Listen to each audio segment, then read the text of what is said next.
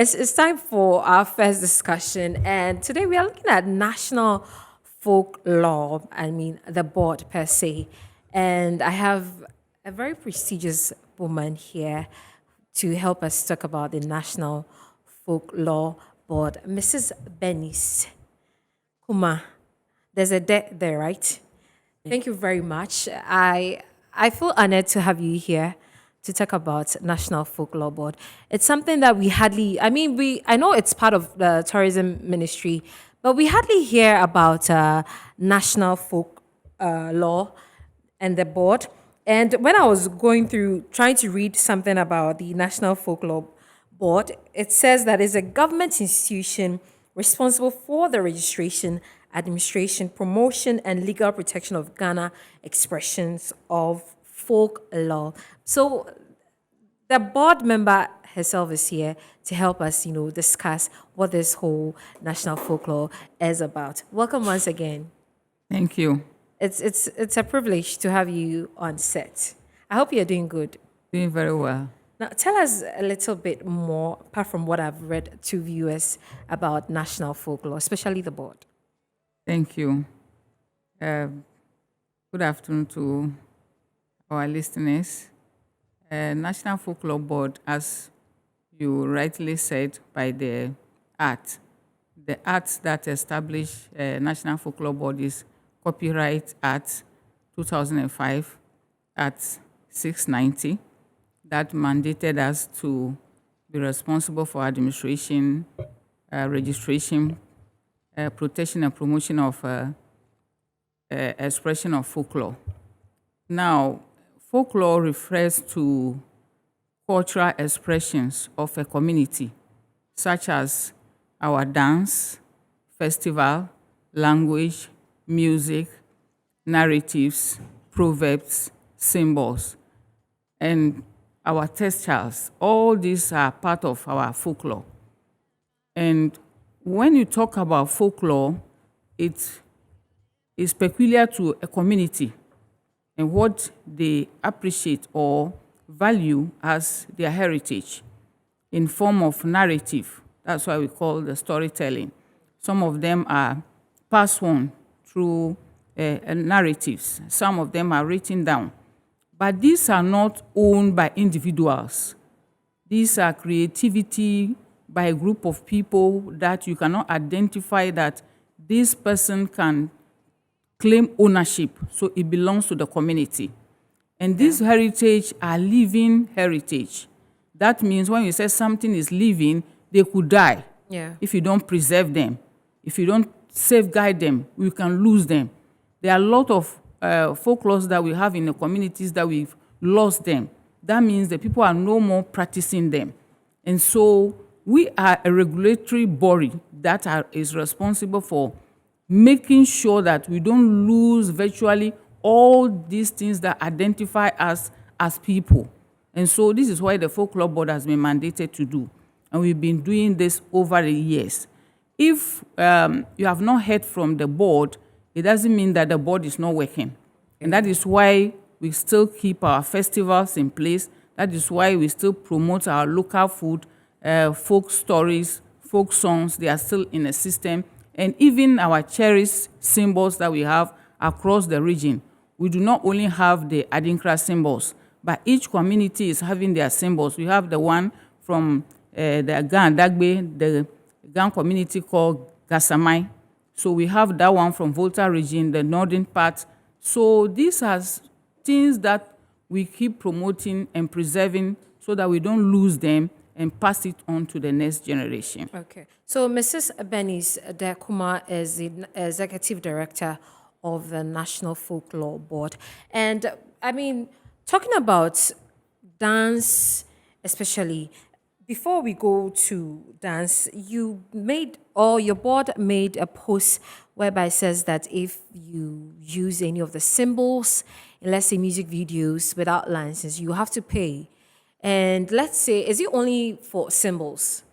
No, because the Act 44, that's the section 44 of the Copyright Act, and that talks about the offense that relate to the expression of folklore. We talk about those who sell them. When we talk about the folklore, your name is part of folklore. The festivals that come from the various communities. We are not saying that when you give birth to your child in a community and you decide to name that child, you're supposed to pay royalties to the board. No. Or when you organize your festival that identify you as a community, you are supposed to register with the board. No. When somebody package these festivals that belongs to the community and make commercial benefit out of that, and that's why we want you to register. Because if you don't regulate it, people will misuse what we have, what identify us. So it's not that only the symbols, but anything that is folklore that belongs, as I mentioned, our music, our dance, and you package them, and you are making business or gains or selling it for profit, you have to register with us. You have to know exactly what you intend to do, how are you promoting it, and all that. So we ask you those basic questions and know whether your intention is to promote folklore or to make profit out of it. Because these are creativity of some people pass on from one generation to the other. You will not solely sit somewhere and make profit out of it. So the law specifically related that those who sell or distribute, offer for gain, those are the people that are supposed to register with us. So not only the symbols. Okay. So let's say Asafotufiam, it's a festival of the Gan Adangbe. How are they going to, pardon my ignorance, but how are they going to make money off it, like try to sell it off? Maybe give us an example so that people that are watching will know that, okay, this is an offense. Okay, so let me use Homewo festival as whilst the festival is ongoing, you have a documentary of the whole process, the stages. Okay. Yes, and after the end of the festival, you put it for sale. Yes, you start selling it, and you alone. But this is a community, a festival organized by a whole community. Folklore does not belong to individuals. It belongs to the community. Are you in partnership with the community so that whatever you gain out of the festival or the documentary, the community will also benefit, or you alone will sell and then make profit? Okay. You have to register, we have to gather all this information. And so that is what we try to regulate. But then, do you think that individuals are aware of the consequences of using this stuff without a license? Good. We've been doing a lot of public education or creating awareness, as I'm doing right now, creating public awareness. So we've not taken steps to enforce the law. We want to create a lot of awareness so that people will know that if you do this, you will be punished. What are some of the punishments? I think people should know so that probably they would... You will be fined or you will be jailed. If you are fined and you are not able to pay, you will be jailed. It's stated specifically in the law. Yes. What about... finish. So we don't need to punish our own people. We don't need to harass them, because as much as you use it, we are promoting it or we are preserving it. When you keep something somewhere and nobody is using it, you will lose it. So we also encourage them to use it. And so it's just a token. Some is only 50 Ghana for the whole year. So it's not, yes, 50 Ghana, 100 Ghana, 310. It's not any amount for the whole year, so that we can continue to preserve it. We also go to the schools. We have folklore clubs, so that we pass on this knowledge to the younger generation, so that at least we don't lose them after a section of generation is out, then we lose what we have. So these are some of the activities we do. So it's not so much that you run away from it to the extent that you have to be dragged to the court and then find you a bigger amount than what you are supposed to pay, or jail you for your own, what you have as your own cultural material, folklore material. What about these foreign movies that have symbols of Ghanaians in there, even make mention of our folklore without, giving us credit for that? How do you chase these ones? Because they are far away from us. We do a lot. We trace them online. We trace them through their Facebook, where the medium that they use to advertise some of their products that our symbols are on them. We trace them, we write letters to them. Some respond, some say they don't know that they are supposed to pay for the use of the royalties, and we've been engaging them. And it's not so easy. And so our duty is to create public awareness. And when we have done that enough, and even a child on the street will identify that indeed Folklore Board has done a lot of public awareness creation, then we can start enforcing that law. Being outside Ghana, we have a board of directors, and some of our board of directors are lawyers. They are legal people, and they are ready to support us. But we cannot just start enforcing the law when you don't create a lot of awareness for people to know these are the penalties, these are the consequences. So that is what we are doing before we start enforcing the law. Okay, for me, it's not about the fine. It's about maybe working hand in hand with them. For example, if you check the African Burial Ground in New York, it's one of the oldest and largest excavated burial sites that had the slaves, like we buried most of the slaves that moved from Africa to that side. If you check the graveyard, our Deh-Kumah symbol is scattered on their graves, and it's so amazing. It is nice. In such a situation, it's round like this, where we have our Deh-Kumah symbols. In such a situation like that, do we necessarily have to write a letter to them to find them to come and pay, or we take an advantage of the opportunity or the platform given to us to also benefit in a way by teaching those people where it actually originated? Thank you. Maybe most of the time we don't understand the mandate of the Folklore Board. Okay.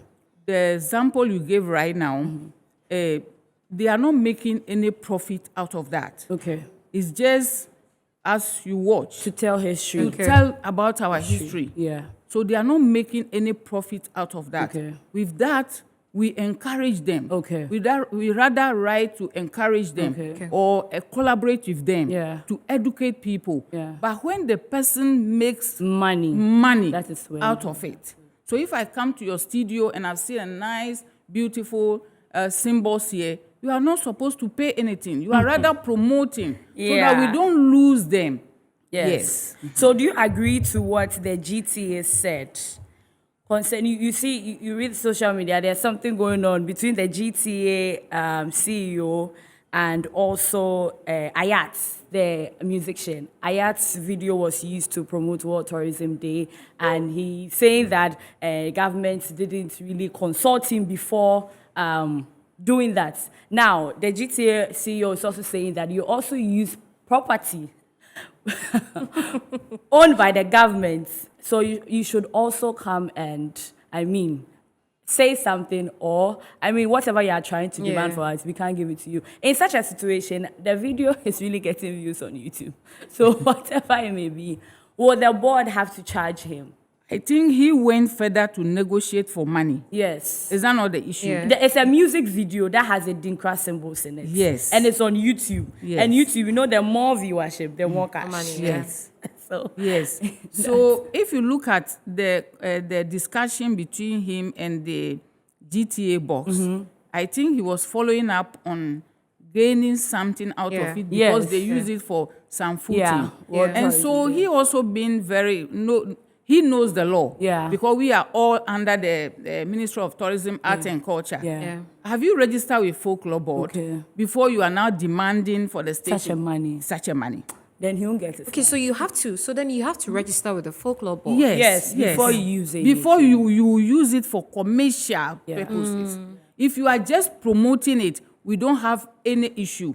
Because we need to promote it so that we don't lose them over the years. Yeah. But when you want to make profit out of it, as he wanted to discuss business with GTA boss, and that's why GTA boss to say that if you want to make business out of it, Then you have to move from one step before coming to that step. You have not followed that procedure. Yeah. Therefore, and we are a government institution, and you are cheating one side of government institution, and you want to gain from one other. side. Yes, that's why the conversation started. What about those that make symbols of the Adinkra and sell it in traffic? And, Oh, they'll pay. How are they going to track all these? We will money? track. How? We will track. Even though we have to start from people who make the textile, the prints that Yes, use. exactly. Then the FB, the National Folklore Board, is coming to get money because Yes. so many. Because The a lot textile- of people the seem to be textile making money out of companies it and all without that. your knowledge. Can you be able to track them really? Is it possible? It's not so easy to track Yeah. them, but every journey starts Starts, yeah. from somewhere. Yeah. So we are starting gradually. And when the people are well educated or aware of what, you see, when you know the value of what you are using, Yeah. you will be happy that, oh, I should offer I should make my contribution Yeah. so that we don't lose them. If they have lost them over the years, we would not be able to use it today. So it's because of lack of understanding, and that is why it's creating this gap.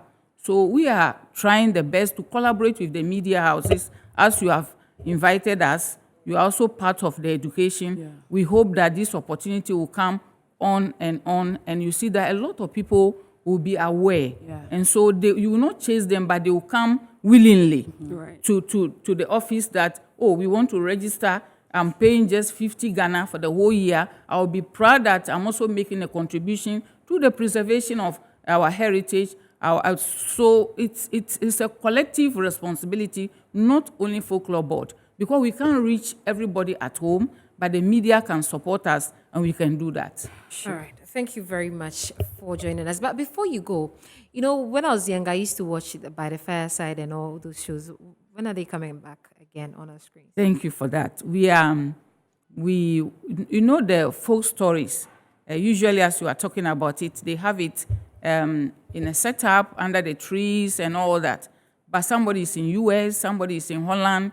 You want to appreciate our folk stories because they have moral values attached to them. So we are in a process of digitizing all our folk stories. That's great. Yes, and where we will collaborate with some media houses and we telecast them. We want to set afternoon after church section for children to sit by the television and then watch by the fireside, not to sit under the tree again. But that setup will be put in a technological form, and you can feel it as if you are sitting around the fire and the story is being told. So we are working on that seriously. We are not going to give chance for us to lose anything. You know, Superman was Yeah. packaged very well, Yeah. and it entertained even grown-ups, not Yeah. only children. Yeah. We are also taking all the necessary steps to package our folk stories, our folk songs. We also been given a grant by the French government, and we are coming to do inventory of all our intangible cultural heritage across the country. So if you have anything that you know is folklore and you want it to be, we want us to have it on our register, you can approach us. All right. Yes. Thank you very much for educating us. It's been quite insightful, and I'm glad you're here to talk about it. Thank you once again. So we've been speaking to the executive director of the National Folklore Board, Mrs. Bernice Deh-Kumah, and I'm sure you learned something from it. Make sure you register with them before you use any of their symbols and folklore stuff. So yes, Nana, For commercial. commercial purpose. Thank you Yes, very let's much. add that If it's always. commercial purpose, no, you are paying. That, just have that.